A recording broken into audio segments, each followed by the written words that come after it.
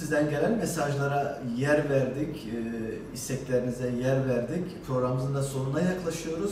Şu an radyolar başına bizleri dinlemekte olan tüm dinleyicilerimize armağanımız olsun. 93 yılından beri radyo yayını yapıyoruz Batman'da. Batman'ın ilk açılan radyolarından biriyiz. 1993 yılında özel radyoların kurulmasıyla Batman'da ilk radyoyu biz de Radyo Yüksel olarak burada yayına girdik. Ve 90'lı yıllarda radyolar en güzel dönemlerini yaşadılar. Halk tarafından, dinleyiciler tarafından oldukça beğenilen ve dinlenen ve dinleyici kitlesinin çok yoğun olduğu dönemlerdi. Bırakın radyo sahibi olmayı, radyoda program yapmak bile bir ayrıcalıktı. Radyo programcıları bile parmakla gösteriliyordu. Ama maalesef bu son yıllarda radyo sorunlarının giderilmemesi radyoların değerini düşürdü, radyolara olan ilgiyi azalttı. İlgililer radyocuların sorunlarıyla ilgilenmedi ve sorunlara çözüm getirmedikleri için bunlar yaşandı. Telif hakları radyocuları çok mağdur etmeye başladı. Şu an mahkemelik olmayan hiçbir radyo yok. Biz kendimiz bile 5-6 kez mahkemelik olduk. Hatta Batman'da bir radyocu arkadaşın icraya verildiğini bile duyduk. Yani Türkiye genelinde çoğu arkadaşlarla görüşüyoruz. Telif hakları yüzünden ceza yiyen arkadaşlara çok tanık olduk. İkinci büyük sorunumuz da şu. Biliyorsunuz Türkiye genelinde enerji fiyatları çok arttı, yükseldi. Ve bizim radyo vericileri de maalesef elektriği, enerjiyi fazla harcıyor. O yüzden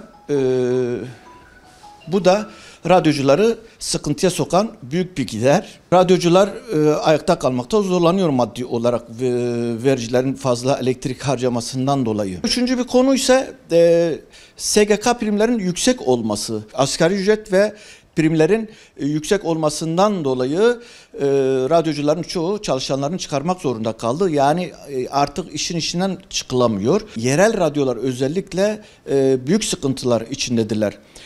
Ayrıca bunun dışında da tabii RTÜK'e de biz pay veriyoruz. Her ay beyanname veriyoruz ve beyannamenin belirli bir kısmını da biz RTÜK'e pay olarak ödüyoruz. Bunun dışında RTÜK'e frekans kirası adı altında yine ödüyoruz. Yani giderlerimiz çok ve bu yüzden de yerel radyolar ayakta kalmakta gerçekten zorlanıyor ve Türkiye'de birçok ilçede bazı radyocu arkadaşların yayınlarına ara verdiklerini, mikrofonlarını susturduklarını, vericilerini kapattıklarını da biliyoruz, şahit oluyoruz buna da. Yetkililerden temennimiz, isteğimiz budur.